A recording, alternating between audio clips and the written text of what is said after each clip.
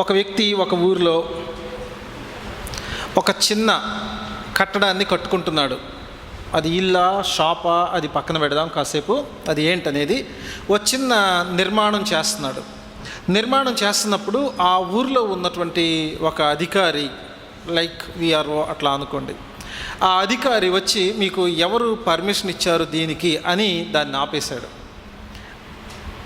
అప్పుడు ఆపినప్పుడు మనకేమర్థం అవుతుంది అంటే, ఆ గ్రామంలో ఆ ప్రాంతంలో ఉన్న వారందరిపైన ఆయన అధికారి, అందుకు ఆయన వచ్చాడు. అధికారం లేకుండా వచ్చే దొంగ అధికారులు ఉంటారు, కానీ వాళ్ళ గురించి నేను మాట్లాడలేదు. ఈ మధ్య ఎవరో దొంగ ఆర్టీఓ 8 లక్షలు వసూలు చేశాడంట. ఇంకెక్కడో దొంగ టోల్ గేట్ పెట్టారంట. టోల్ గేటే దొంగ టోల్ గేట్, అది ఎంత దారుణం వచ్చాడు. వాళ్ళ గురించి మనం మాట్లాడలేదు.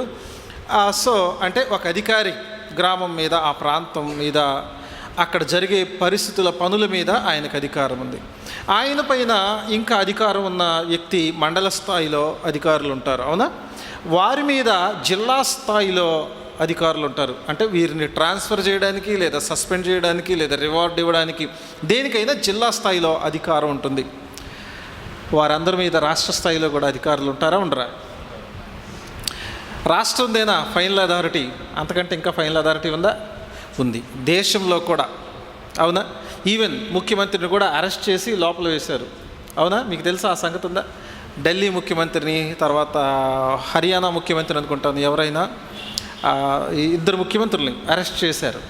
వింటున్నారా?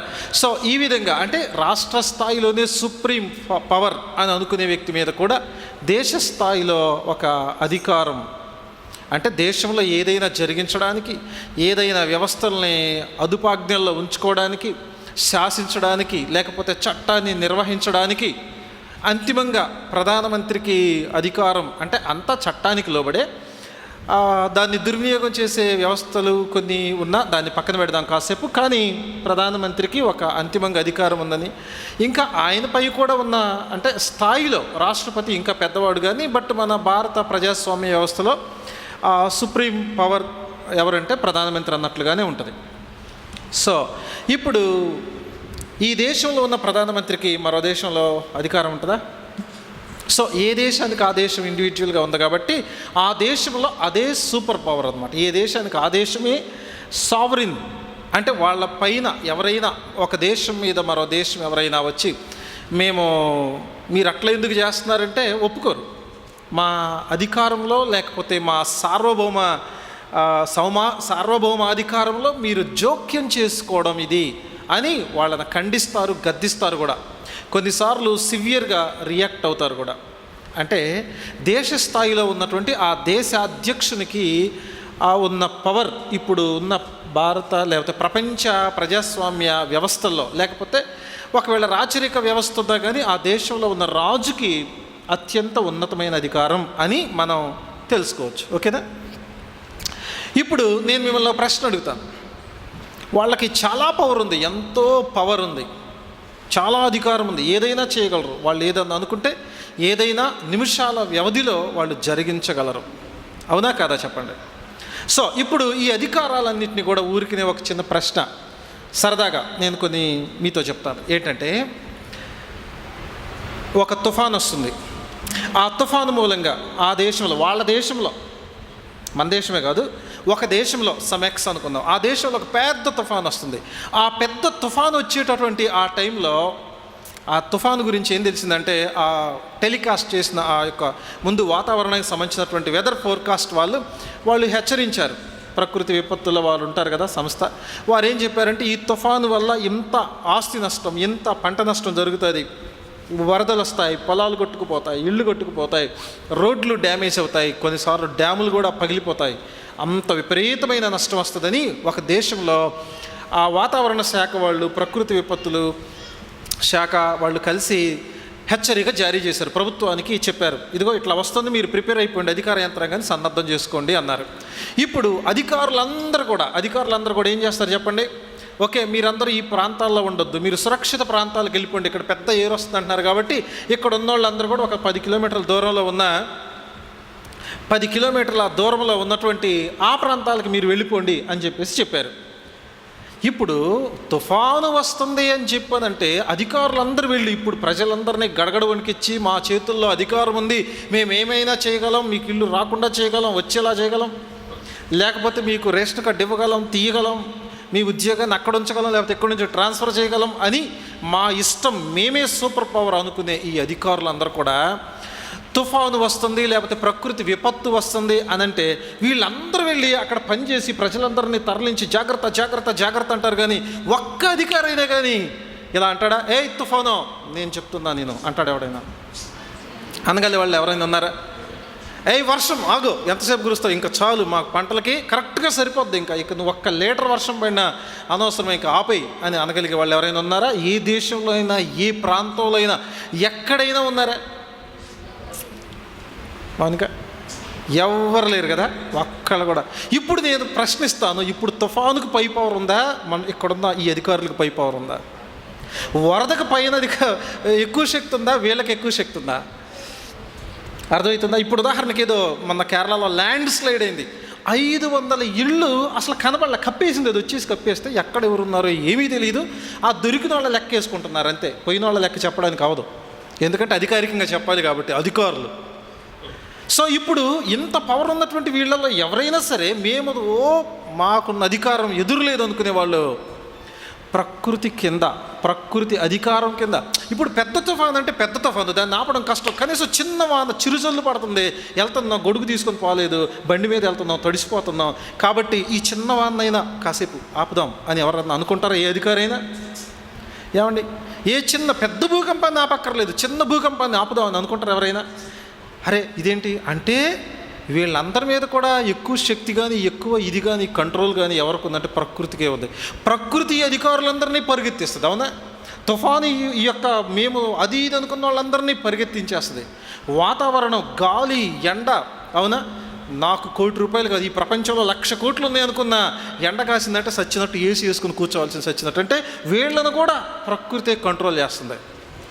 ఇప్పుడు నేను ప్రశ్న అడుగుతాను, ప్రకృతి ఎక్కువ శక్తివంతమైందా? ఇప్పుడు ఈ భూమి మీద ఉన్నటువంటి మనుషులకు ఎక్కువ శక్తి ఉందా? చెప్పండి. అర్థమవుతుందా? ఒకవేళ పొరపాటున ఎవరన్నా నేను 300 కిలోల్ని నేను ఇలా తీసి అవట్లేసాను, అంత బరువైనా నేను పైకి లేపాను అని ఎవరైనా అనుకొని ఆ వ్యక్తి ఒకవేళ పొరపాటున జారి పెద్ద ప్రళయంలో పడిపోయాడు అనుకోండి, ప్రవాహంలో ఏట్లో పడిపోయాడు అనుకోండి, దాన్ని ఆపలేడు. అవునా కదా?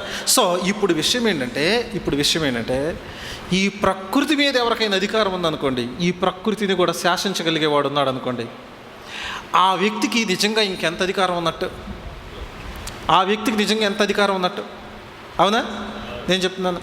ఇప్పుడు ఒక వ్యక్తికి ₹1,00,000 కోట్ల ఆస్తుంది, తలనొప్పి వచ్చిందంటే ఖచ్చితంగా ₹1 పెట్టి ట్యాబ్లెట్ కొనుక్కొని దాన్ని వేసుకోవాల్సిందే. కానీ తలనొప్పి నా దగ్గరకు వస్తావా, నీకెంత ధైర్యం అనే అధికారం ఆ వ్యక్తికి లేదు. కావాలంటే నీకు ₹1,00,00,000 ఇస్తా, తలనొప్పి ట్యాబ్లెట్ వేసుకోవడం వెళ్ళిపో అదంటే అవదు. కుదురుతుందా? కుదరదు. ఖచ్చితంగా ట్యాబ్లెట్ వేసుకోవాల్సిందే, ఫీవర్ వస్తే ఒక మంచి ఇంజెక్షన్ చేయించుకోవాల్సిందే, లేదా ఇంకా మరీ శృతి మించితే హాస్పిటల్లో అడ్మిట్ అయిపోవాల్సిందే, ఇంకా శృతి మించితే ఐసీయూలో ఆ ముక్కుకి, నోరుకి, అన్నిటికీ ఆ పైపులు వేసుకోవాల్సిందే. ఇది మనిషి పరిస్థితి. సో రోగం కూడా చూడండి, ఇప్పుడు ఒక వ్యక్తి అలెగ్జాండర్ ప్రపంచాన్ని జయించాడు. ప్రపంచాన్ని జయించిన అలెగ్జాండర్ని ఒక చిన్న దోమ కుడితే ఆ దోమకి మలేరియా ఏదో జ్వరం వచ్చేస్తే ఆ జ్వరానికి ఆయన చచ్చిపోయి. ఇప్పుడు దోమకు శక్తి ఉందా అనుకుందామా? అలెగ్జాండర్కి శక్తి ఉంది అనుకుందామా? దోమని ఇలాగే అంటాం, దెబ్బకి చచ్చిపోద్ది. కానీ అది చూడండి ఎంత అలెగ్జాండర్ లాంటి వాడిని కుట్టి చంపేసింది. ఇప్పుడు అంటే నేను అనేది దోమ కంటే కూడా అంటాను, దోమ కలుగజేసిన ఆ రోగానికి ఎంత శక్తి ఉంది, కరోనా వైరస్కి ఎంత శక్తి ఉంది. ప్రపంచంలో శాస్త్రవేత్తల్ని, అధికారుల్ని, ప్రధానమంత్రుల్ని అందరినీ కూడా గడగడలాడించేసి మొత్తాన్ని తలుపులు తాళాలు వేసుకొని బయటకు వస్తే చస్తారు అని చెప్పింది. అవునా కదా? అంటే రోగాలకు ఇంకెంత శక్తి ఉందో ఆలోచించండి. ప్రకృతికి శక్తి, రోగాలకు శక్తి. అవునంటారా కాదంటారా? దయ్యాలకు కూడా శక్తి ఉంది. కొంతమంది నమ్మరు దయ్యాల గురించి, కానీ దేవుని వాక్యం చెప్తుంది దయ్యాలకు కూడా శక్తి ఉంది. అవునా? దేవదూతలకు కూడా శక్తి ఉంది. అంటే దేవదూతల్లో పడిపోయినటువంటి దేవదూతలే దయ్యాలు అనమాట, దురాత్మలు అనమాట. సో దేవదూతలకు కూడా చాలా విస్తారమైన శక్తినిచ్చాడు. భూమిని, ప్రకృతిని కూడా కంట్రోల్ చేయగలిగిన శక్తి ఆ దూతలకు ఉంటుంది. ప్రకటన గ్రంథంలో మనం చూసాం కదా, ఒక దూత గాలిని బంధించేసింది అంటే ఎంత పవర్ఫుల్లో చూడండి మీరు అసలు. సో ఇప్పుడు దేవదూతలకు కూడా ఎక్కువ శక్తి ఉంది, అవునా? ఇప్పుడు ఇంకో మాట నేను మీతో చెప్తాను. ఒక వ్యక్తి ఈ ప్రపంచంలో అసలు ఇట్లాంటి వ్యక్తి ఉన్నాడని ఊహించుకుందాం. ఆ వ్యక్తి గురించి, ఆ వ్యక్తి ఎట్లాంటి వాడంటే, ఎవరింట్లోనన్నా కిలో బంగారం ఉందంటే అలా చిటికేస్తే ఆ బంగారం కూడా మాయమైపోతుంది. ఆ వ్యక్తికి మాయమై ఆయన చేతిలోకి వచ్చేస్తుంది అనుకోండి, ఎవరైనా కంట్రోల్ చేయగలరా ఆ వ్యక్తిని? ఎవరైనా పోలీసులు పట్టుకోగలరా? అతగాడు మ్యాజిక్ చేసి ఉన్న పాటనే, ఏదో ఉందో చూసారా, సైంటిఫిక్ ఏదో మూవీ ఏదో, అందుట్లో వాడు సీక్రెట్కి వెళ్ళిపోతాడు, అదేదో పట్టుకుంటాడు. పట్టుకొని వాళ్ళందరూ పట్టుకోవడానికి వచ్చేటికి వీడు సడన్గా భూమిలోకి వెళ్ళిపోతాడు. ఆయన ఎవడు పట్టుకుంటాడు? వాడు ఇప్పుడు ప్రపంచంలో పోలీసుల్ని లేకపోతే అధికారుల్ని పెద్ద పెద్ద వాళ్ళందరినీ గడగడలాడించేట్టు వీడు కూడా సడన్గా వీడికి చావు వచ్చింది అనుకో, ఇప్పుడు వీడి మీద వీడిదే పవర్, చావుదే? అర్థమవుతుంది నేను చెప్పే సంగతి. చావుదే పవరు అంటే మనకు అర్థమయ్యే సంగతి ఏంటంటే, మనుషులకున్న ఈ అధికారం అంతా కాసేపు కూసేపు ఎగరడానికి, కాసేపు కూసేపే నేనేంటో ఏమనుకున్నావు అని అనుకోవడానికి, అర్థమవుతుందా? నన్ను మించినోడని చెప్పుకోవడానికి, తర్వాత నా చేతిలో ఏదైనా ఉంది నేనేమైనా చేయగలనని చెప్పి ఒకరోజు బాల్తా పడి మళ్ళీ వీడు కూడా అందుట్లోనే పడిపోవడానికి, దానికి తప్ప ఈ అధికారాలు పనికిరావు. వీటికంటే ఎక్కువ అధికారాలు. ప్రకృతికి చాలా పవర్ ఉంది, శక్తి ఉంది, అవునా? రోగానికి చాలా శక్తి ఉంది, అవునా? మరణానికి చాలా శక్తి ఉంది, దురాత్మలకు ఇంకా చాలా శక్తి ఉంది. ఇప్పుడు చెప్పండి, వీటన్నిటి మీద ఎవరికైనా శక్తి ఉందా ఈ ప్రపంచంలో? వీటన్నిటి మీద ఎందుకు లేదు? యేసు ప్రభుకి లేదా శక్తి? ఉందా లేదా చెప్పండి? యేసు ప్రభుకి వీటన్నిటి మీద శక్తి ఉంది, అవునా? ప్రకృతిని, తుఫానుని అలా గద్దించి ఆయన ఆపేశాడు. చచ్చిపోయిన వాళ్ళని అలాగా పిలిచి బ్రతికించేశాడు. చచ్చిపోయిన వాడు అంటే కోమాలో పోయినాడు కాదు, ఐసీయూలో పెట్టినాడు కాదు. అర్థమవుతుందా? నేను ఒకసారి ఐసీయూలో ఉన్న వాళ్ళని ఎవరినో చూడడానికి వెళ్తే అప్పటికే చచ్చిపోయింది అనుకో, నేను చచ్చిపోయింది ఆడ, ఇంకేం లేదు, అది పైపులో వచ్చి గాలి బుస్సమని వస్తుంది, కానీ ఇంకా ఏం కళ్ళు లేవు, ఏం లేదు. అప్పటికే బంధువులు పిలిపించేశారు, అందరూ చచ్చిపోద్ది అంటున్నారు. ఇక చివరికి మనకు తెలిసిన వ్యక్తి కదా, సంఘంలో వ్యక్తి కదా, వెళ్ళి పలకరిద్దాం, చివరి చూపు చూసేద్దాం అని చెప్పేసి నేను వెళ్తే ఐసీయూలో అక్కడ ఉన్న వాళ్ళు ఉంటారు కదా, నర్సులు వాళ్ళు, సరే సార్ వెళ్ళి చూసాండి అన్నారు. వెళ్ళి చూసరికి నేను అనుకున్నాను ఇంక చచ్చిపోయింది, ఎందుకంటే ఏం లేదు, స్పృహ లేదు. నేను ఊరికినే ఇలా అన్నా, అసలు నిజంగానే చచ్చిపోయింది. ఎందుకంటే చచ్చిపోద్ది అనుకున్నారుగా, చచ్చిపోతున్న సంగతి ఎవరు చెప్పలా. మరి అఫీషియల్గా నాకెట్టా తెలుస్తుంది? నేను ఊరికి ఇలా అంటే అప్పుడు ఇలా కళ్ళు తెరిచి చూసింది, మళ్ళీ బతికింది అనమాట. అంటే ఆమె బతకడం కాదు, ఇంకా ఆల్మోస్ట్ చచ్చిపోయే పరిస్థితిలో ఉంది. ఇలాంటి వ్యక్తిని ఊరికినే నేను ఇలా తట్టి, ఇప్పుడు నేను బయటకు వచ్చి చెప్పా, మీకు తెలియదు ఎవరికి కూడా, మీరు అందరూ చూసారా, వచ్చారు ఆల్రెడీ చచ్చిపోయింది కూడా, నేను ఇలా తట్టితే వెంటనే బతికింది అని చెప్తే అది కరెక్టా? నేను బతికించినట్ట అలాగా? యేసు ప్రభు బ్రతికించింది అలా కాదు. యేసు ప్రభు చనిపోయి పాడి కట్టేసేసి తీసుకుపోతున్నారు ఒక సందర్భంలో, మరో సందర్భంలో సమాధిలో పెట్టారు, 3 రోజులు కూడా అయిపోతుంది, కుళ్ళి వాసన వస్తుంది. అంటే లిటరల్గా పక్కాగా చచ్చిపోయిన వ్యక్తిని యేసు ప్రభు వారు బ్రతికించాడు. ఇప్పుడు యేసు ప్రభుకి ఎక్కువ అధికారం ఉందా? మరణానికి ఎక్కువ అధికారం ఉందా?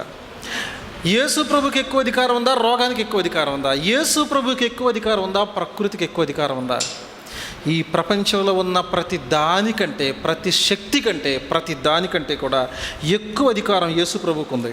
ఇప్పుడు విషయం ఏంటంటే, యేసు ప్రభు దగ్గరకు వచ్చి వాళ్ళు వాక్యంలో, లేఖనంలో ఎవరి గురించి వాళ్ళు చదువుతున్నారో ఆయన దగ్గరకు వచ్చి ఆయన ఏమని అడుగుతున్నారో తెలుసా? వాళ్ళు 25వ వచనం చూడండి, 27వ వచనం చదువుతున్నారు చూడండి. ముందుగా వారు యెరూషలేముకు తిరిగి వచ్చారు. ఎవరంటే యేసు ప్రభు మరియు ఆయన శిష్యులు. చూడండి, 3వ రోజు, చిట్ట చివరి యేసు ప్రభు పరిచర్యలో 3వ రోజు, సోమవారం నాడు యేసు ప్రభు వారు ఘన స్వాగతంతో యెరూషలేంకి వెళ్ళారు, మళ్ళీ వచ్చారు.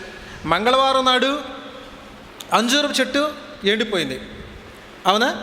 ఆ తర్వాత ఆ రోజే ఏం జరిగింది? దేవాలయం అంతట్లో ఉన్నటువంటి వాటన్నింటినీ కూడా విసిరేసి, వాటన్నింటినీ, ఆ పెద్ద ఆవరణం అంతటిని శుద్ధి చేశారు. ఇప్పుడు ఇది 3వ రోజు, బుధవారం నాడు అనమాట. ఈరోజు మళ్ళీ యేసుప్రభు వారు దేవాలయంలోకి వెళ్ళారు. అప్పటికే కుట్ర చాలా పెద్దదైపోయింది. యేసుప్రభుని ఎలా సంహరిద్దామా అని రెడీగా అవకాశం కోసం చూస్తున్నారు. కానీ యేసుప్రభు భయపడలేదు. ఆయన దేవాలయంలో ఆయన తిరుగుచు అనే మాట ఇక్కడ ఉంది. కానీ లూకాసు వార్తలో గనుక మీరు తీయక్కర్లేదు, 20వ అధ్యాయంలోకి మీరు వెళ్తే మొదటి వచనంలోనే ఏమని ఉంటుందంటే, ఆయన దేవాలయంలోకి వెళ్ళి ఆయన వాక్యాన్ని బోధిస్తూ ఉన్నాడు అనే మాట మీకు కనిపిస్తూ ఉంటుంది. నేను చదువుతాను చూడండి.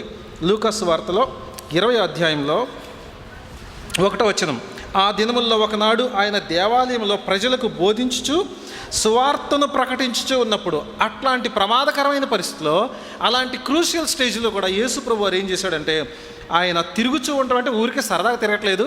ఆ టైంలో కూడా యేసు ప్రభు వారు సువార్తను ప్రకటిస్తూ బోధిస్తూ ఉన్నాడంట. యేసు ప్రభులాగా ప్రతి విషయంలో కూడా, అంటే ఆయన టైంని వృధా చేయకుండా ఆ టైము యేసు ప్రభు సువార్త కొరకు ఉపయోగించడం మనకు మాదిరి. మనం కూడా ఊరికే ఇల్లు తిరుగుతా సరదాగా కాలక్షేపం చేయటం కాదు. మనకున్న టైంలో కూడా కొన్నిసార్లు మనం ఎవరింటికన్నా వెళ్తే వాళ్ళతో దేవుని మాటలు పంచుకోవటం, దేవుని వాక్యం బోధించడం, దేవుని కొరకు దేవుని వాక్యపు మాటలతో ప్రోత్సహించడం అద్భుతమైనటువంటి సంగతి. యేసుప్రభు అదే చేశారు. మనం అలా చేస్తామా? చేస్తున్నారా మీరు ఎవరైనా? అవునా? చూడండి ఎంత అద్భుతమైన సంగతి. ఇప్పుడు ఆయన దగ్గరికి ప్రధాన యాజకులు, శాస్త్రులు, పెద్దలు వచ్చారు. వీళ్ళెవరో చెప్పనా? ప్రధాన యాజకులు, శాస్త్రులు, పెద్దలంటే వీళ్ళు ఆ దేశంలో, ఇశ్రాయేల్ దేశంలో, యేసు ప్రభు ఉన్న ఆ దేశంలో అదే సుప్రీంకోర్టు. అంటే సుప్రీంకోర్టు అనే మాట కూడా వాడచ్చు, కానీ దాన్ని హైకోర్టు లెవెల్ అని చెప్పొచ్చు మనం. ఎందుకంటే వాళ్ళపై కూడా రోమా ప్రభుత్వ అధికారం ఉంది కాబట్టి వీళ్ళ దేశంలో అత్యంత ఉన్నతంగా ఉన్న అధికారం వీళ్ళదే అనమాట. అంటే సన్హెడ్రిన్ సభ అని అంటారు దాన్ని. అది సంఖ్యాకాండంలో మోషే బహుశా 11 అధ్యాయాల్లో 70 మంది పెద్దలను ఏర్పాటు చేశాడు. గుర్తుందా మీకు? 70 మంది పెద్దలను ఏర్పాటు చేసి బాధ్యతలు ఇచ్చాడు కదా. ఆ పారంపర్యమే, ఆ వరవడే వాళ్ళు కొనసాగిస్తూ వాళ్ళు ఏం చేశారంటే ధర్మశాస్త్రంలోనూ అన్నిట్లో కూడా ప్రవేశం కలిగినటువంటి అత్యంత ఉన్నతమైన అధికారులు, ప్రధాన యాజకులు అనే మాట మీరు చూస్తున్నారు. అవునా? అంటే ఆ దేవాలయంలో యాజక పరిచర్య చేసేటటువంటి ఆ యాజకుల్లో కూడా ముఖ్యులైనటువంటి యాజకులు. వాస్తవానికి ప్రధాన యాజకుడు ఒక్కడే ఉంటాడో ఒక టైంకి, కానీ ముఖ్యులైనటువంటి రూలర్స్ అనేటువంటి ప్రధాన అనే మాట యాక్చువల్ గ్రీక్లో రూలర్స్, ముఖ్యులైన అధికారులు అనే మాట ఉందన్నమాట. తర్వాత శాస్త్రులు, వీళ్ళు ఎట్లాంటి వాళ్ళంటే అంటే ధర్మశాస్త్రంలో చట్టంలో ఆరితేరినటువంటి వాళ్ళు అనమాట, బాగా లా చదివినటువంటి వాళ్ళు అనమాట వీళ్ళు. అంతేకాదు పెద్దలు, ఆ సమాజంలో ఆ ప్రజల్లో బాగా డబ్బు కానీ అధికారం కానీ ఉండి పేరుగాంచినటువంటి వాళ్ళు అనమాట. వీళ్ళందరూ యేసు ప్రభు దగ్గరకు వచ్చి అడిగిన ప్రశ్న ఏంటంటే 28వ వచనంలో, నువ్వు ఏ అధికారం వల్ల ఈ కార్యం చేస్తున్నావు? వీటిని చేయడానికి ఈ అధికారం నీకు ఎవరిచ్చారు అని చెప్పి అంటున్నారు. మీకు అర్థమవుతుందా నేను చెప్పినటువంటి సంగతి? ఇప్పుడు నేను మీతో ఇందాక కొన్ని మాటలు చెప్పాను, మీకు అర్థమైందా? కేవలం వినండి, ప్రకృతిని ఆయన అదుపు చేసి ప్రకృతి పైన ఉన్న కంటే కూడా అధికారం కలిగిన వాడు. రోగాలను ఆయన నోటి మాటతో బాగు చేసి ఎన్ని వందల వేల మందిని ఆయన బాగు చేశాడో ఆ రోజుల్లో. ఆయన చేసిన అద్భుతాలు లెక్కలేవు. అవన్నీ వీళ్ళకి తెలుసు. ఎందుకంటే వీళ్ళ బృందం, వీళ్ళ యొక్క పరిశీలన బృందం ఆయన ఎప్పుడూ పరిశీలిస్తూనే ఉన్నారు. ఆయన ఏం చేస్తాడు, ఎక్కడన్నా తప్పు చేస్తున్నాడా, ఎక్కడన్నా పొరపాటు చేస్తున్నాడా పట్టుకుందామని. వాళ్ళ కళ్ళెదురుగా రోగాలను ఆయన బాగు చేస్తున్నాడు, చనిపోయిన వారిని బ్రతికిస్తున్నాడు. అవునా? అన్ని అద్భుతాలు ఆయన చేస్తూ ఉంటే ఇప్పుడు ఆయన అధికారం సూపర్ అధికారం, సుప్రీం అధికారం అయినట్ట, లేకపోతే ఇంకేమన్నా తక్కువ అధికారం అయింది? ఆయన కంటే ఇంక అధికారం ఏమన్నా ఉందా చెప్పండి? అసలు ఆ అధికారాన్ని బట్టి, యేసు ప్రభుకున్న ఆ పవర్ని బట్టి వాళ్ళందరూ ఏం చేయాలో తెలుసా? ఎందుకో చెప్పనా? ఆయన దైవిక గుణలక్షణాలు కలిగి ఉన్నాడు, దైవిక పేర్లు కలిగి ఉన్నాడు. అంటే దేవునికి ఉన్న పేర్లు ఆయనకు ఉన్నాయి, దైవికమైన గుణలక్షణాలు ఉన్నాయి. దేవుడు చేసే కార్యాలు ఆయన చేశాడు, దేవుని వాక్యంలో ఉన్న ప్రవచనాలను ఈయన నెరవేరుస్తున్నాడు. కాబట్టి ఈయన వీళ్ళ యొక్క మెస్సియా, వీళ్ళు ఎదురు చూస్తున్నది ఈయన కోసమే అని చెప్పి వీళ్ళు ఏం చేయాలంటే, అరే ఈయనకింత పవర్ ఉంది, ఈయనకింత శక్తి ఉంది, ఈయన వాగ్దానం చేసినటువంటి ప్రవక్త అని చెప్పి వీళ్ళు దేవునికి విధేయత చూపించి, వాళ్ళు ఏమన్నా లేదు ఒక మాటలో చెప్పాలంటే వాళ్ళందరూ ఆయన దగ్గర మోకరించి మోకాళ్ళుని, ప్రభువా ఇదిగో నీకు ఇంత పవర్ ఉంది, నువ్వు ఏం చెప్తావు మమ్మల్ని అని చెప్పి అడగాలి. ఆ యవనస్తుడు వచ్చి ఒకరోజు వచ్చాడు కదా, యవనస్తుడు యేసు ప్రభు దగ్గరికి వచ్చి, బోధకుడా నిత్య జీవానికి వారసుని అవ్వడానికి నేను ఏం చేయాలి అని ఆ యవనస్తుడు ఎలాగైతే అడిగాడో వీళ్ళు కూడా యేసు ప్రభు ఎదుటి మోకాళ్ళుని ఆ మాట యేసు ప్రభుని అడగాల్సి ఉండగా వీళ్ళు ఏం చేశారో తెలుసా? యేసు ప్రభుని అడుగుతున్నారు, నీకు ఏ అధికారం వల్ల ఈ కార్యాలు చేస్తున్నావు, వీటిని చేయడానికి నీకు ఈ అధికారాన్ని నీకు ఎవడిచ్చాడు అని అడిగితే యేసు ప్రభు ఏం చేశాడో తెలుసా? సమాధానం చెప్పలేదు. సమాధానం చెప్పాడా? ఒక విషయం గుర్తుంచుకోండి, సమాధానంకి కొన్నిసార్లు ప్రశ్నలకి సమాధానం కాదు కరెక్ట్ అయిన పద్ధతి, ప్రశ్నలకి ప్రశ్నే కరెక్ట్ అయిన పద్ధతి.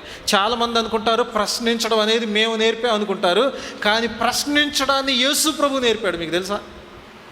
ఎందుకంటే ఆయన అడిగినటువంటి ప్రశ్నల్లో చాలా ప్రశ్నలకి యేసు ప్రభు వారు ప్రశ్నతోనే సమాధానం చెప్పాడు.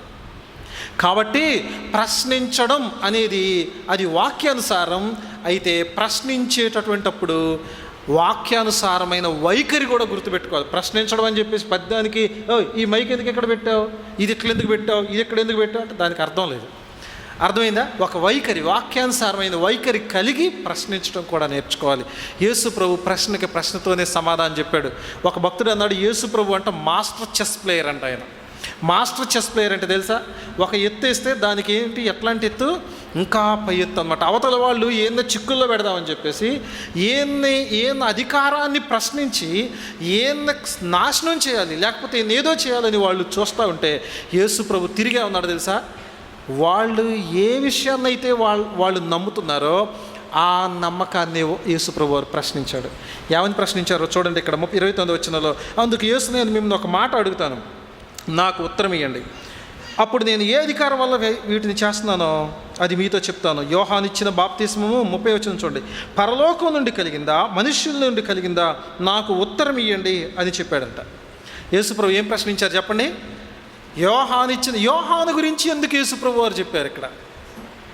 వీళ్ళకి యోహాను గురించినటువంటి ప్రశ్న ఎందుకు వేశాడు? యోహాను బాప్తిస్మం ఇస్తున్నాడు కదా, మీలో కొంతమంది తీసుకున్నారు కూడా కదా, మీరు వెళ్ళి యోహాను ఇచ్చే బాప్తిస్మాన్ని మీరు తీసుకున్నారు, ఎంతకీ యోహాను ఏ అధికారంతో ఇచ్చాడు? అది పరలోకంలోంచి వచ్చిన అధికారమా, లేకపోతే మీరేమన్నా కట్టబెట్టిన అధికారమా? ఇప్పుడు ఒకవేళ నేను ఇలా చెప్తాను, మనుషులు ఒకవేళ అధికారం ఇచ్చారనుకోండి, ఆ అధికారం ఎన్ని రోజులు ఉంటుంది చెప్పండి? ఎంతకాలం ఉంటుంది? మన భారతదేశంలో అయితే 5 సంవత్సరాలు ఉంటుంది. 5 సంవత్సరాల తర్వాత మళ్ళీ అది పోద్ది. పోయిన తర్వాత మళ్ళీ ఇల్లు తిరిగి, ఊరు తిరిగి, రోడ్డు తిరిగి ఆ అధికారాన్ని మళ్ళీ తెచ్చుకోవాలి. అవునంటారా కాదంటారా? అలా తెచ్చుకోకపోతే మళ్ళీ పోయినట్టే లెక్క, ఇక పూర్తిగా పోయినట్టే లెక్క, మళ్ళీ ఒక 5 ఏళ్ళు గ్యాప్. సో ఇది మనుషులు ఇచ్చేటువంటి అధికారం మన దేశంలో. కానీ ఇశ్రాయేలు దేశంలో మనుషులు ఇచ్చేటువంటి అధికారం ఎలాంటి అధికారం ఉంటుందంటే, మనుషులు ఇచ్చే అధికారం మామూలు అధికారమే. అది ఇవ్వడానికి కుదరదు. దాన్ని తెచ్చుకోవాలంటే, మానవరీత్యా వాళ్ళు తెచ్చుకోవాలంటే కూడా ధర్మశాస్త్రంలో ఎంతో పాండిత్యాన్ని సంపాదించి, ధర్మశాస్త్రాన్ని ఆపోసన బట్టి, లేకపోతే ధనం సంపాదించి, ఆ ధనంతో లేకపోతే చట్టబద్ధంగా ఏదన్నా ఒక అధికారంలో చేరి ఉంటే కొంత అధికారం ఉంటుంది వాళ్ళకి. కానీ అది మానవరీత్యా అధికారం, మానవరీత్యా ఉండేటువంటి అధికారం అది పరిధి కలిగినటువంటిది. దానికి ఇంకో అధికారం ఉంటుంది పైన, అవునా కదా?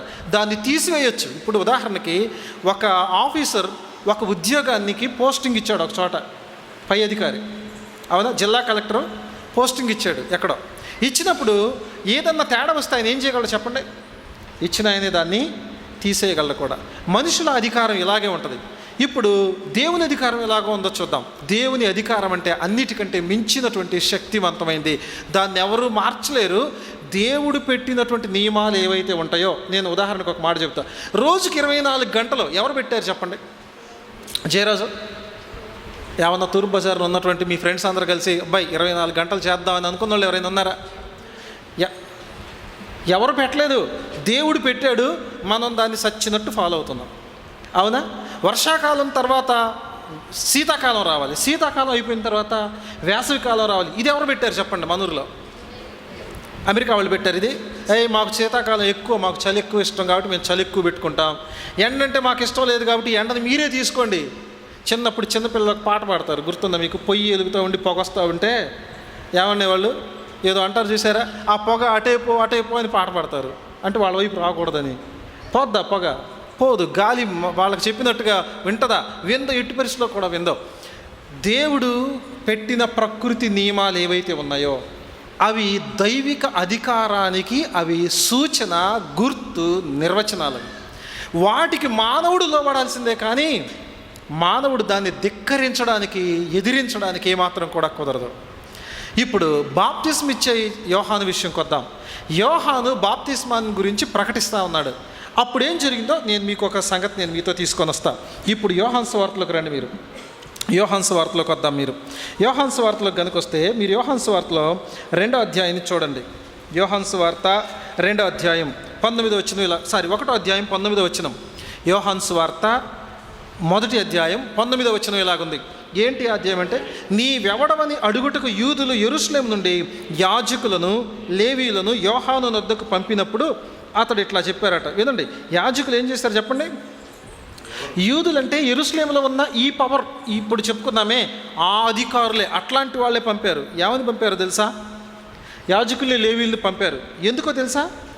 యోహాను, నువ్వు అక్కడ నుండి ప్రకటన చేస్తున్నావు, ప్రజలందరూ వచ్చి నీ దగ్గర బాప్తీసం తీసుకుంటున్నారు, వింటున్నారు, ఎంతకు నువ్వెవరివి అని అడిగారు. అయితే వీళ్ళు ఏమని అడగడానికి పంపించారంటే, అరవకండాను, మెస్సియావా నువ్వు అని అడగడానికి పంపించారు. వీళ్ళు మెస్సియావా అని అడగడానికి ఎందుకు పంపించారు అని అంటే మీకు అర్థం అవడానికి నేను ఒక మాట చెప్తాను. ఈ మధ్య మొన్న గురువారం రోజు, మన ఇండిపెండెన్స్ డే రోజు, నేను హైదరాబాద్లో ఒక యూత్ మీటింగ్లో మాట్లాడడానికి నేను హైదరాబాద్ వెళ్ళాను. హైదరాబాద్ వెళ్ళినప్పుడు నన్ను పిలిచిన అన్న ఏం చెప్పారంటే, అన్న మీరు పలానా చోట దిగండి, పలానా చోట దిగినప్పుడు మీకోసం ఒక తమ్ముడు ఎదురు చూస్తూ ఉంటాడు అని చెప్పారు. నేను ఇంచుమించుగా ఎల్బీ నగర్ అవి దాటగానే నాకు ఒక ఫోన్ కాల్ వచ్చింది. ఫోన్ నంబర్ నా దాంట్లో లేదు. ఫోన్ చేసి, అన్న మీరు ఎక్కడి వరకు వచ్చారు అని చెప్పానంటే నాకు వెంటనే అర్థమైంది. ఎందుకు అర్థమైంది? ఆల్రెడీ మీకోసం ఒకరు ఎదురు చూస్తారు, మీకు ఫోన్ వస్తుంది అని చెప్పారు కాబట్టి, ఓహో పలానా వ్యక్తే ఫోన్ చేశాడు, బహుశా వాళ్ళ తాలూకా అనుకొని నేను పలానా దగ్గరకు వచ్చానని చెప్పాను. మీరు దిగగానే నాకు రింగ్ చేయండి, 1 నిమిషంలో మీ దగ్గరే ఉంటా అన్నాడు. పక్కనే వెయిట్ చేస్తూ ఉంటాను అన్నారు. నేను దిగిన తర్వాత, నేను దిగకముందే మళ్ళీ ఫోన్ వస్తుంది. ఇందాక ఆల్రెడీ ఫోన్ చేసింది కదా. నేను అన్నాను, తమ్ముడు నేను ఇక్కడే ఉన్నాను అన్నాను. అన్న తర్వాత నిజంగానే 1 నిమిషంలోనే ఫోన్ రింగ్ ఇస్తున్నాడు. ఆ ఫోన్ నేను చూస్తున్నాను. నా దగ్గరకు వచ్చి, అన్న మీరే నా తిమోతి అన్న అన్నారు. ఎస్ నేనే అన్నాను. ఇప్పుడు ఈ సంగతి నేను మీతో చెప్తున్నాను. ఆ వ్యక్తికి నేను ఎందుకు చెప్పాను నేనే అని, ఆ ఫోన్లో నేను ఎందుకు ఆన్సర్ చెప్పాను? ఆల్రెడీ నాకు చెప్పారు ఇలా సంగతి అని చెప్పి. అంటే నన్ను పిలిచినటువంటి వ్యక్తి మీ కొరకు ఒక వ్యక్తిని ఏర్పాటు చేసేదని చెప్పారు కాబట్టి, ఆ విషయము అంటే నా కొరకు ఒక వ్యక్తి ఎదురు చూస్తూ ఉంటాడు అనే సంగతిని బట్టి నేనేం చెప్పానంటే పలానా అవును అని చెప్పాను. వెంటనే నన్ను అక్కడ తీసుకెళ్లారు. నేను అక్కడ రెడీ అయిపోయి మీటింగ్లో నేను మాట్లాడడం జరిగింది. ఇప్పుడు ఒకవేళ ఎవరన్నా ఫోన్ చేశారు, ఫోన్ చేసి మీరు ఎక్కడి దాకా వచ్చారు అని అంటే నేనేమంటాను సాధారణంగా, మీరెవరు, ఎందుకు ఫోన్ చేస్తున్నారు, అర్థమవుతుందా అని ఇంకా డౌట్ ఉంటే, అసలు వ్యక్తి ఫోన్ చేసి పలానా వ్యక్తిని మీరే పంపించారా అని అడుగుతాను. నేను ఎందుకు ఒబే అయ్యాను, వెంటనే వెళ్ళిపోయానంటే ఆల్రెడీ నాకు ఇన్ఫర్మేషన్ ఉంది కాబట్టి. ఇప్పుడు ఇక్కడున్న వ్యక్తులు కూడా ఎందుకు ఫలానా వ్యక్తి కావాలని పంపించారు వీళ్ళు, నువ్వెవరు అని ఎందుకు పంపించారు చెప్పండి, నువ్వెవరు అని ఎందుకు పంపించారు? ఆయనేమో అనుకొని పంపించారు. వెరీ గుడ్, అవునా? ఆయనేమో అని ఎందుకు పంపించారు? ఎవరైనా వీళ్ళ కోసం రావాల్సి ఉంది. ఎవరైనా వీళ్ళ కోసం రావాల్సి ఉందయ్యా అని చెప్పానంటే వాళ్ళు అప్పటికే ఎదురు చూస్తున్నారు. ఏమని ఎదురు చూస్తున్నారో తెలుసా? మెస్సియా వస్తాడు. అప్పటికి 400 సంవత్సరాలు ఒక్క ప్రవక్త లేడు. అప్పటికి యోహాను యేసుప్రభు వారు ఒకే కాలంలో ఉన్నారు, ఇంచుమించుకు 6 నెలలు తేడాతో. ఆ టైంకి క్రీస్తు శకము వింటున్నారా 1 ఆ సంవత్సరాలకి, అంటే యేసుప్రభు వారు ఈ 30, ఇప్పుడు మనం చదువుకున్న ఈ వచ్చిన భాగాలు 30, క్రీస్తు శకం 30 ఆ సంవత్సరానికి వినండి, అప్పటికి 400 సంవత్సరాలకు పైచిలుకే అవుతుంది. ఒక్క ప్రవక్త కూడా వాళ్ళకి లేడు. అప్పటి వరకు ఎంతోమంది ప్రవక్తలు వచ్చి వాళ్ళతో మాట్లాడారు, దేవుని వాక్యం ద్వారా హెచ్చరించారు. ఒక్క ప్రవక్త కూడా వారికి లేడు. ఇప్పుడు వీళ్ళకి ప్రవక్త కావాలి. అంతేకాదు, అప్పటికి వాళ్ళు రోమా ప్రభుత్వం కింద ఉన్నారు. రోమా ప్రభుత్వం వీళ్ళని భయంకరంగా నలిపేస్తుంది. భయంకరమైన పన్నులు. రోమా సైనికుడు ఎవడైనా వచ్చి ఆ రోడ్డుని పోయే ఒక పెద్ద ఆయన్ని పిలిచి, అతగాడు మొయ్యగలడా, లేడా, చిన్నోడా, కుర్రోడా, పెద్దవాడా, గౌరవప్రదమైన వ్యక్తి ఏం ఆలోచించకుండా ఆ సైనికుడు ఒక బరువు అయిన మూట ఇచ్చి, అతగాడి లగేజ్ ఏదైతే ఉందో ఆ మూట అతని మీద పెట్టి, ఏయ్ ఇది పట్టుకొని పదా అన్నాడు అనుకోండి. అరే నేను మొయ్యలేను, నువ్వెందుకు నా మీద పెడుతున్నావు అని అడగడానికి కూడా వీల్లేదు. చచ్చినట్టు ఆ బరువును తీసుకొని పోవాల్సిందే. పన్నులు, విస్తారమైన పన్నులు, అడ్డు అదుపు లేనటువంటి పన్నులు. భయంకరంగా ఆ దేశాన్ని పీడిస్తూ ఉన్నారు. అయితే వీళ్ళకి గుర్తొచ్చిన సంగతి ఏంటంటే, దేవుడు మా కోసం ఒక వ్యక్తిని పంపిస్తా అన్నాడు. ఆయన ఎవరో కాదు, మెస్సయ్య. యెషయా గ్రంథంలో మనం ఇలా చూస్తాం కదా, దేవుడు వాగ్దానం చేస్తే ఎందుకు వాళ్ళకి ఆ నమ్మకం ఉంది, ఎందుకు వాళ్ళకి ఆ సంగతి తెలుసు అని చెప్పానంటే, చాలా ప్రవచనాలు వాళ్ళకు ఉన్నాయి. వాటిలో కొన్ని ముఖ్యమైనటువంటి ప్రవచనాలు నేను మీ దృష్టికి తీసుకొని వస్తాను. 9వ అధ్యాయం చూడండి, యెషయా గ్రంథంలో ఇలా ఉంది. 6వ వచనం, ఏలయనగా మనకు శిశువు పుట్టెను, మనకు కుమారుడు అనుగ్రహించబడెను, ఆయన భుజము మీద రాజ్యభారముండును, ఆశ్చర్యకరుడు, ఆలోచనకర్త, బలవంతుడైన దేవుడు, నిత్యుడగు తండ్రి, సమాధానకర్తయగు అధిపతి అని అతనికి పేరు పెట్టబడును. అంటే ప్రభు చెప్తున్నాడు, ఇదిగో ఒక శిశువుగా పుడతాడు, ఆయన ఎవరో కాదు, ఆశ్చర్యకరుడైన అద్భుతమైనటువంటి దేవుడు మీకోసం జన్మించబోతున్నాడని దేవుడు తన వాక్యంలో ఆల్రెడీ చెప్పాడు. కాబట్టి దేవుడు మన కొరకు జన్మిస్తాడు. ఆయన ఎవరో కాదు, ఆయన మెస్సియా, ఆయనే క్రీస్తు. మెస్సియా అంటే అర్థం చెప్పండి, క్రీస్తు. ఆయన వస్తాడు మన కొరకని వీళ్ళు ఎదురు చూస్తున్నారు. ఇప్పుడు ఈ బాప్తిస్మం ఇచ్చే యోహాను ప్రకటిస్తూ ఉన్నాడు, మారు మనసు పొందండి అని చెప్పేసరికి వీళ్ళకి డౌట్ వచ్చింది. ఏమని డౌట్ వచ్చింది? ఈయనే మెస్సియానా, ఈయనే క్రీస్తా అని డౌట్ వస్తే వాళ్ళు అడిగారట, అధికారులు పంపించి ఎవరు నువ్వు ప్రకటిస్తున్నావు, మెస్సియా నువ్వేనా అని అంటే ఈయన ఏమన్నాడు చెప్పండి. ఇప్పుడు 20వ వచనం, యోహాను సువార్త 1వ అధ్యాయం 20వ వచనం, అతడు ఎరుగననుక ఒప్పుకొనెను, క్రీస్తును కానని ఒప్పుకొనెను. కాగా మరి నీవెవరు, ఏలియావా అని అంటున్నారు. ఏలియా అని ఎందుకు అడిగారో తెలుసా వాళ్ళు? ఏలియా ఎందుకు అడిగారో తెలుసా? ఏలియావా అని అండి ఎందుకు అడిగారో తెలుసా? ఇక్కడ చూడండి, జకర్యా గ్రంథంలో అనుకుంటాను, ఏలియాను నేను పంపిస్తాను అనే మాట ఉంది. మలాకి గ్రంథమా, జకర్యా గ్రంథమా? మలాకి గ్రంథంలో, ఎస్, వెరీ గుడ్. మలాకి గ్రంథంలో 4వ అధ్యాయంలో 5వ వచనం ఇలాగుంటుంది, ఆ మహాదినము రాకమునుపు నేను ప్రవక్తయగు ఏలియాను మీ యొద్దకు పంపుదును. దేవుడు ఏం చెప్పాడు తెలుసా? ఏలియాను మళ్ళీ పంపిస్తా అని చెప్పాడు కదా ప్రవక్తల్లో. కాబట్టి ఈయన చూసి, ఈయన వేషధారణ చూసి, అసలే ఈయన ఒంటి రోమాల వస్త్రం, మల చుట్టూ దట్టి తేనె ఇది తినేవాడు. ఏలియా కూడా అదే టైప్ ఇంచుమించుగా. కాబట్టి ఏలియా వచ్చేసాడేమో అనుకొని, నువ్వు ఏలియావా, మరి మెస్సియా కాకపోతే ఇంకెవరు నెక్స్ట్, ఇంకా మాకున్న ఆప్షను ఏలియావేనా అని అడుగుతున్నాడు. అంటే అతను అన్నాడు, నీవు ప్రవక్తవు అంటే కాను అని ఉత్తరం ఇచ్చాడంట. మరి ఎవరు నువ్వు చెప్పయ్యా అని చెప్పని అడిగితే అన్నాడట, 23వ వచనం చూడండి, యెషయా చెప్పినట్టు ప్రభు త్రోవ సరళం చేయండి అని అరణ్యములో ఎలుగెత్తి చెప్పే ఒకని శబ్దము అన్నాడట. నేనెవరినో కాదు, నేను అరణ్యంలో త్రోవను సరళం చేసేవాడిని. ఈ త్రోవను సరళం చేయడం అంటే ఎవరి కోసం సరళం చేస్తున్నానంటే, ఇదిగో మీరు ఏ మెస్సియా కోసం అయితే ఎదురు చూస్తున్నారో, ఏ ప్రభు అయితే రావాలని మీ వాక్యం చెప్తుందో, మీ లేఖనాలు చెప్తున్నాయో, ఆ మెస్సియాకు త్రోవకు సరళం చేయడానికి, మార్గం సిద్ధం చేయడానికి నేను వచ్చాను. ఎమ్మెల్యే గారు మన ఊరు రావాలి, ఆయన ఎలా వస్తాడు చెప్పండి?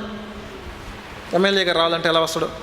డైరెక్ట్గా కారు వేసుకొని దిగొచ్చి హలో వచ్చేసాను అంటాడా? ఆయన రావడానికి ముందు కుర్రోళ్ళందరూ బుల్లెట్లు, సైలెన్సర్ లిప్పేసుకొని తిప్పుతా, అరిపిస్తా, అవునా కదా? దానికి ముందు పోలీసులు కొయ్యి అనుకుంటా కారులు తిప్పుతా, అవునా కదా? ఇవన్నీ మళ్ళీ మైకొకళ్ళు తీసుకొని, అదిగో వచ్చేస్తున్నారు, ఇదిగో వచ్చేసారు ఇక అని చెప్పుకుంటా అంటారా అనరా చెప్పండి? అప్పుడు అందరికి అద్దిరా వచ్చాడురా మన ఎమ్మెల్యే గారు అనుకుంటారు. అవునంటారా కాదంటారా?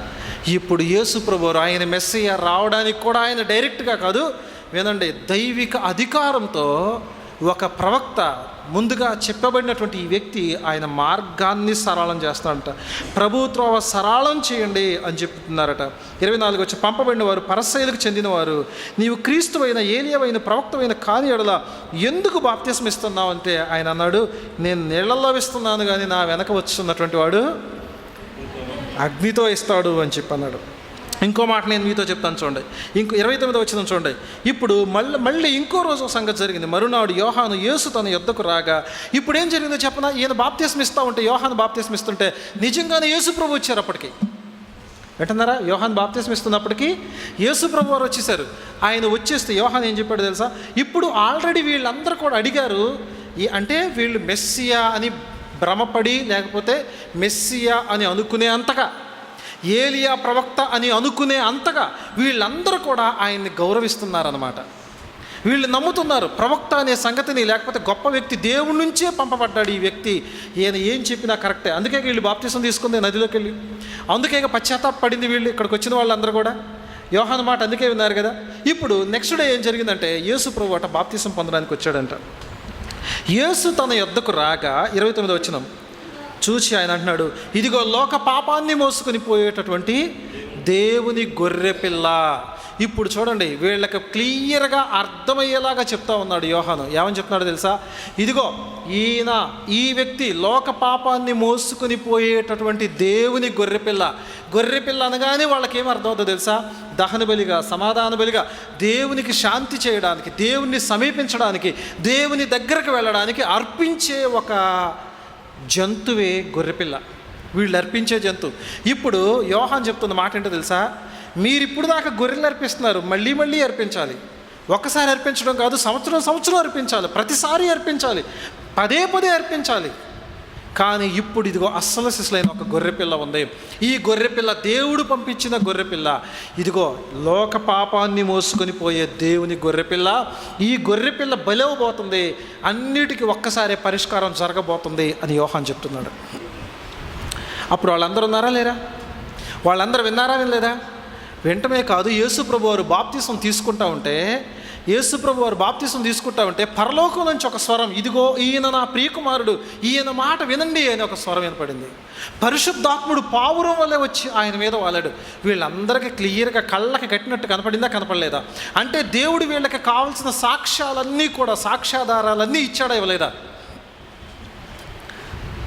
యేసు ప్రభు దేవుడు, యేసు ప్రభు దేవుని గొర్రెపిల్ల, యేసు ప్రభు పంపబడినటువంటి వ్యక్తి.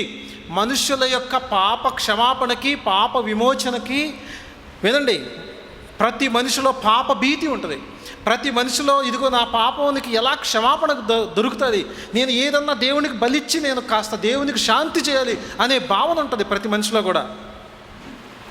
అందుకే మానవుడు బలి ఇవ్వడానికి ఇష్టపడతాడు.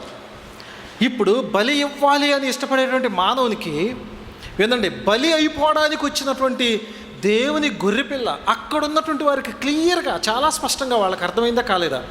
దేవుడు అక్కడ వారికి సాక్ష్యాధారాలన్నీ కరెక్ట్గా కనపరిచాడా, కనపరచలేదా? కనపరిచాడు. ఇప్పుడు ఈ సాక్ష్యాధారాలని ప్రభు వారికి చూపిస్తూ ఉన్నాడు.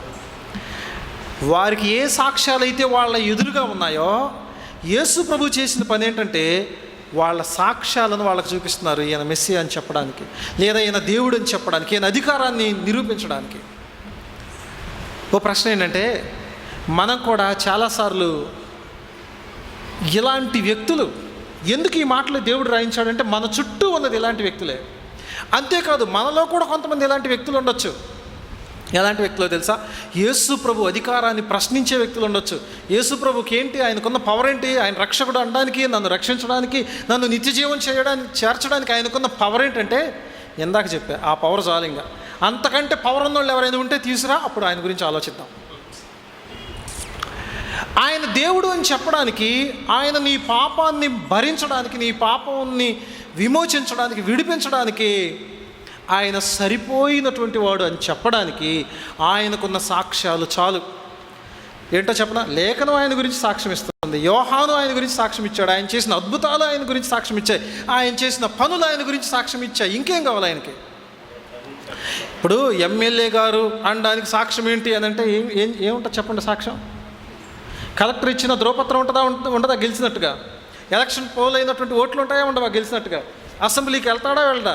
ప్రభుత్వం కేటాయించినటువంటి కాన్వాయ్ ఉండదా? ఇంకా నువ్వు సాక్ష్యాలని ప్రశ్నిస్తున్నావంటే నిన్ను మించిన వెర్రోడు ఎవరు లేడు, 4 తన్ని అవతలేస్తారు నిన్ను. నువ్వెవరు అని ప్రశ్నిస్తావు, అవునా కదా చెప్పండి. యేసు ప్రభు సాక్ష్యాలని ఇలాగే, ఆయన దేవుడు అంటానికి రుజువేంటి, ఆయన దేవుడు కాదు, ఆయన దేవుడు అంటానికి కుదరదు, మీ బైబిల్ ఇలాంటిది అలాంటిది మాట్లాడే వారికి ఒకే ఒక ప్రశ్న వినండి. ఎంతకంటే సాక్ష్యాలు యేసు ప్రభు దైవత్వానికి, ఎంతకంటే సాక్ష్యాలు ఇంకెక్కడైనా ఉన్నాయా? ప్రపంచ చరిత్రలో ఏ వ్యక్తికి లేనంత చారిత్రాత్మకత యేసు ప్రభుకు ఉంది. ఒక గొప్ప చరిత్రకారుడు, ఈ ప్రపంచంలో ఒక గొప్ప చరిత్రకారుడు అన్నాడు యేసు ప్రభు గురించి. వినండి, ఈ మాట నేను మీతో చెప్తాను. ఆయన అన్నటువంటి మాట ఏంటంటే, ఎవరైనా యేసు ప్రభు చారిత్రాత్మకతని ప్రశ్నిస్తే, అసలు చరిత్రలో ఉన్నాడో లేడో, అసలు లేడుగా అని అంటే అలాంటి వాడు చారిత్రక అజ్ఞాని అన్నాడు వాడు. అర్థమైందా? a+b² = a² + b² + 2ab అనే మాట చెప్పలేకపోయాడు అనుకోండి ఎవరైనా ఒక వ్యక్తి. ఎవడన్నా చదువుకుండా ఏం చదువుతున్నారంటే నేను 10th చదువుతున్నా అన్నాడు. a+b² సూత్రం ఏంట్రా చెప్పన్నాం అనుకోండి అని చెప్పానంటే ఒకడు అన్నాడు a² + b² + c² + d² + హోల్² అన్నాడు అనుకోండి, లెక్కలు రావు అని అర్థం. అంతేనా కదా చెప్పండి? లెక్కలు రావు, లెక్కలు అట్టర్ ఫెయిల్డ్ అని అర్థం. యేసు ప్రభు యొక్క చరిత్రను కూడా, అంటే యేసు ప్రభు అసలు ఉన్నాడో లేడో అని ఎవడైనా మాట్లాడితే వాడికి చరిత్రలో ఆలు కూడా రావని అర్థం. అంతే గుర్తుపెట్టుకోండి. ఎందుకంటే చరిత్రలో ఎవిడెన్సెస్, హిస్టారికల్ ఎవిడెన్సెస్, ఈ హిస్టారికల్ పర్సన్స్లో యేసు ప్రభు కంటే కూడా మించి చారిత్రక ఆనవాళ్ళు ప్రాచీన ప్రపంచంలో ఎవరికీ లేవు. అయినా నువ్వు యేసు ప్రభు ఉన్నాడో లేడో అని మాట్లాడతావు. యేసు ప్రభు పునరుద్ధానానికి ఎన్నో ఆధారాలు ఉన్నాయి. ఆయన పునరుద్ధానం కాలేదు అని నువ్వు మాట్లాడుతూ ఉంటావు. యేసు ప్రభు యొక్క వినండి, ఆయన దైవత్వం, ఆయన పరిశుద్ధ జీవితానికి వినండి, బైబిల్లో కానీ ఎక్కడ ఏ పుస్తకంలో కానీ ఆయన కాలంలో ఉన్నటువంటి చరిత్రకారులు కానీ ఎవ్వరూ కూడా ఆయన్ని ప్రశ్నించి పల్లెత్తి మాటం లేదు, ఆయన విమర్శించలేదు, ఈయన చెడిపోయిన వాడు పనికిరానుడు అనలేదు. కానీ ఈరోజు ఆయన ఎవరో, ఆయన ఎట్లాంటోడో అని నువ్వు ఆయన్ని ప్రశ్నిస్తున్నావంటే జ్ఞానివి అని అర్థం. ప్రియమైన స్నేహితులారా, యేసు ప్రభుకున్న ఆధారాలను, యేసు ప్రభుకున్నటువంటి సాక్ష్యాలను నువ్వు తిరస్కరిస్తున్నావా లేదా స్వీకరిస్తున్నావా అనేది ప్రశ్న.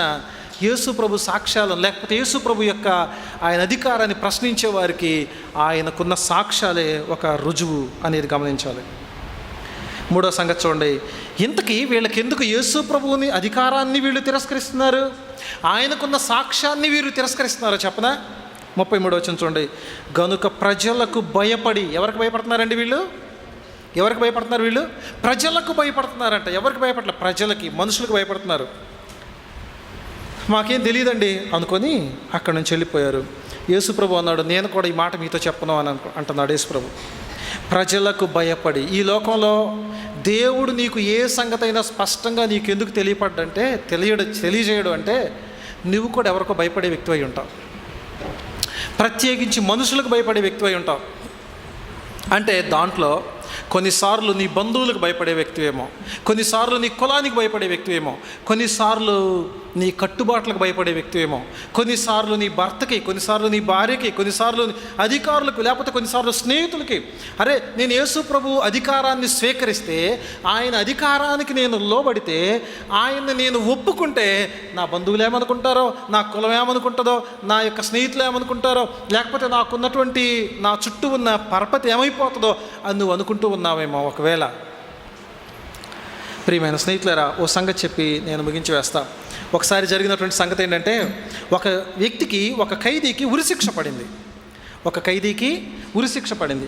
ఆ ఉరిశిక్ష పడినటువంటి ఖైదీకి ఏం జరిగిందంటే, వాళ్ళ బంధువులు ఎవరైతే ఉన్నారో, వాళ్ళ తమ్ముళ్ళు, అన్నలు, లేకపోతే తల్లిదండ్రులు ఎవరో కష్టపడి తిప్పలబడి ఆ ఉరిశిక్ష పడినటువంటి ఖైదీకి ఏం చేశారంటే క్షమాభిక్షను సంపాదించారు. వాళ్ళు అధ్యక్షుడిని కలుసుకొని, అమెరికా అంటే ఏ దేశ అధ్యక్షునికైనా ఆ శిక్షను తగ్గించి లేదా తీసేసే అధికారం ఉంటుంది అన్నమాట. అధ్యక్షుడిని కలుసుకొని ప్రాధేయపడి, అయ్యా సో వాడేదో జరగలేదు, లేకపోతే ఎలాగేదో ఇదైంది, దానికి ఉన్న సాక్ష్యాలు ఇవి, దయచేసి మీరు దాని శిక్షను కొట్టివేయండి, ఇదిగో పలానా మీకున్న అధికారాన్ని బట్టి, లేకపోతే పలానా అవకాశాన్ని బట్టి, వాడు చేసిన ఏదో మంచి పని బట్టి ఇలాగేదో అధ్యక్షుడి దగ్గరికి వెళ్ళి కాళ్ళ వేళ్ళ బతిలాడి, ఎంతో డబ్బు ఖర్చు పెట్టి బతిలాడి ప్రయాసపడితే అధ్యక్షులు వీళ్ళ తాపత్రయాన్ని చూసి, ఈ బంధువుల యొక్క ఆరాటాన్ని చూసి, వాళ్ళ మంచితనాన్ని చూసి మొత్తం మీద సరే నేను శిక్షను కొట్టేస్తున్నాను అని లెటర్ రాసి ఇచ్చాడు. ఈ లెటర్ని తీసుకుని వీళ్ళు ఏం చేయాలి చెప్పండి? జైలు అధికారులకు ఇచ్చారు. జైలు అధికారులు తీసుకుపోయి వాడు ఏ సెల్లో, ఏ బ్యారెక్లో వాడు ఉన్నాడో వాడి దగ్గరకు పోయి ఈ ఉత్తరం ఇచ్చారు. ఒరే, నీ శిక్ష కొట్టివేయబడింది. ఏమన్నారు? నీ శిక్ష కొట్టివేయబడింది,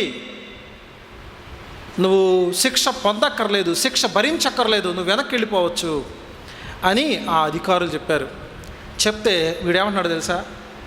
నీకెవరు పవర్ ఇచ్చారు? అసలు ఆ కాగితం ఆయనే పంపించాడని రుజువేంటి? అది ప్రెసిడెంట్ గారి దగ్గర నుంచే వచ్చింది అని చెప్పడానికి ఆధారం ఏంటి? ఆయన ఇస్తే మాత్రం నువ్వు నాకు ఇవ్వడానికి నీకున్నటువంటి శక్తి ఏంటి? ఇవన్నీ అడుగుతున్నారు. సర్లే ఈడేదో పిచ్చిలో ఉన్నాడని తెల్లారే కూడా పోయి అడిగారు. ఒరే బాబు, ఇదిగో నీకు విడుదల వచ్చిందిరా, నీకు విమోచన, అరే నువ్వు వెళ్ళిపోవచ్చు, నీకు క్షమాపణ వచ్చింది, ఉత్తరం ఇది అన్నారు. నేను నమ్మను అంటున్నాడు వాడు. నేను మళ్ళీ అడిగారు పాప పెద్ద ఆయన ఎవరు వచ్చి, ఒరే బాబు నువ్వు ఎందుకు తెచ్చుకుంటావురా అని అంటే, నేను నమ్మను అన్నాడు వాడు. చివరికి ఎందుకు వచ్చిన గొడవ, వీడితో ఈ పిచ్చోడితో మనం పెట్టుకోవడం ఎందుకని దాన్ని ఏం చేశారు, ఇప్పుడు ఏం చేయాలి? ప్రెసిడెంట్ వీడి శిక్షణ కొట్టేశాడు, వీడేమో నాకొద్దు అంటున్నాడు. ఏం చేయాలంటే న్యాయస్థానానికి పోండి అన్నారు. జడ్జి దగ్గరికి వెళ్ళింది ఈ కాగితం. ఇప్పుడు ఆయన ముందు ఒక ప్రశ్న ఉంది. ఏంటో తెలుసా ఆ ప్రశ్న? ఆయన ముందున్న ప్రశ్న ఏంటో చెప్పనా? అధ్యక్షుల వారు వీడికి శిక్షణ కొట్టివేశారు, వీడేమో నేను నమ్మను అంటున్నాడు. ఇప్పుడు ఈ కాగితం పరిస్థితి ఏంటి అన్నారు. ఈ అధికారిక పత్రం పరిస్థితి ఏంటి అన్నారు. అంటే జడ్జి ఏమని తీర్పిచ్చాడో తెలుసా? అది నమ్మిన వాడిని విడిపించడానికి అది అధికార పత్రం, కానీ నమ్మని వాడికి అది ఒట్టి కాగితమే అన్నాడట. నమ్మిన వాడిని విడిపించడానికి అది అధికార పత్రం, నమ్మని వానికి అది ఒట్టి కాగితమే. ప్రియమైన స్నేహితులారా, ఇది మాత్రం నమ్మని వాని కొట్టి కాగితమే, కానీ యేసు ప్రభు నమ్మని వాడికి ఆయన ఒట్టోడు కాదు. ఆయన నమ్మని వాడిని కూడా శిక్షించడానికి కూడా అధికార పత్రం ఆయనదే. నువ్వు నమ్మినా నమ్మకపోయినా, నువ్వు నమ్మితే నిన్ను రక్షించడానికి అధికారం కలిగినాడు, నువ్వు నమ్మకపోతే కూడా శిక్షించడానికి కూడా అధికారం కలిగినటువంటి వాడు. ఇది యేసు ప్రభు వారి పరిస్థితి. ప్రియమైన స్నేహితులారా, ఇప్పుడు ఆయన అధికారాన్ని నువ్వు స్వీకరిస్తున్నావా? ఆయన అధికారాన్ని నువ్వు ఒప్పుకుంటున్నావా? ఎవరు నీకు సుప్రీం అధికారి? నీ పైన ఉన్న అధికారి ఎవరు చెప్పండి? నువ్వు ఎవరికి భయపడాలా? ఏమండి, చిన్న అధికారికి, నీ పైన ఉన్న అధికారికి. నేను ఒకసారి ఒక కంపెనీలోకి వెళ్ళాను, ఒక పెద్ద కర్మాగారం. అక్కడ ఒక పెద్ద అధికారి నాకు తెలుసు, డివిజనల్ ఇంజనీర్ అంటే తెలుసా? ఏఈ మీద ఏడీఈ ఉంటాడు, ఏడీఈల మీద ఆడిఈ ఉంటాడు. ఆయన ఫ్రెండ్, నాకు వెళ్ళాను, పరిచయం అయ్యాను. అంత ప్లాంట్ అంతా చాలా వరకు ఆ రైలు అవన్నీ ఎట్లెట్లా వస్తాయి, ఎట్లెట్లా అవుతున్నాయి అవన్నీ చాలా చూపించారు. చూపించిన తర్వాత జరిగినటువంటి సంగతి ఏంటంటే, ఒక పెద్ద అధికారి ఆయనకు ఎదుర్కొచ్చాడు. ఆయన కంటే కూడా పెద్ద అధికారి. ఆయన దగ్గర చేతులు కట్టుకొని, సార్ చెప్పండి. అప్పటిదాకేమో నాతో పాటు వెళ్తుంటే కనపడిన పతోడు ఆయనకు నమస్కారం చెప్తుండు. ఊరు నాయనో, ఏందే సూపర్ పవర్ అనుకుంది. ఇక్కడ ఇంకో పెద్ద ఆఫీసర్ వచ్చేసరికి చేతులు కట్టు, సార్ చెప్పండి సార్. ప్రియమైన స్నేహితులారా, మనుషుల అధికారానికే ఇంత గౌరవిస్తున్నాం. మనుషులను మించిన, ప్రకృతిని మించిన, మరణాన్ని మించిన, రోగాలను మించిన అధికారం కలిగినటువంటి యేసు ప్రభుకు నీ జీవితంలో అసలు ఎంత అధికారం ఉంది? ఎంత ఇస్తున్నావు నువ్వు అధికారాన్ని? నువ్వు ఇవ్వకపోతే బలవంతంగా తీసుకోవడానికి ఆయన దోపిడీదారుడు కాడు. బలవంతంగా నిన్ను పట్టి లాక్కెళ్ళడానికి ఆయన బలత్కారి కాడు. ఆయన స్వచ్ఛందంగా నీ విధేయతను ఆయన కోరుతున్నాడు. స్వచ్ఛందంగా నువ్వు నీవుగా ఆయన అధికారానికి ఒప్పుకోవడానికి నువ్వు ఇష్టపడాలి. ఆయన ప్రభు అయితే నువ్వు ఆయనకు పూర్తిగా లోబడతావు, పూర్తిగా ఆయనకు విధేయత చూపిస్తావు. ఆయన నీకు ప్రభు కాకపోతే ఆయన నీకు ఎప్పుడు ప్రభు తెలుసా? నిన్ను తీసుకెళ్ళి నరకంలో